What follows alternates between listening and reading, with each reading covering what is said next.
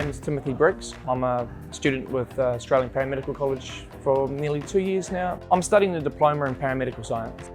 Without the practical workshops, I wouldn't have the ability to meet other students and interact with them after the workshops, because for me, I'm a social visual learner.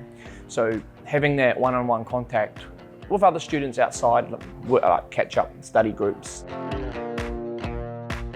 I'm originally from Christchurch, New Zealand, but I've been living in Perth, Western Australia for the last 7 years. I have a family, I've got 3 young kids. I've got 3 under 3. Before workshop 1, I would just wait until the kids have gone to bed and then I'd study through for at least a couple of hours a night. A pathway I'm interested in is going through, after this, using my diploma to go through UTAS. From there, I could either go and get my mine safety and rescue and work in the various mines around Western Australia, or I can press on. I will make that up as I go on and see what options and doors open for me when that comes. You've always got the Student Success Team there. They're great, you can ring them up within hours, but they'll always lead you in the right direction and they're always understanding of your circumstances, and definitely give it a go. It's a time commitment, but it's worth it.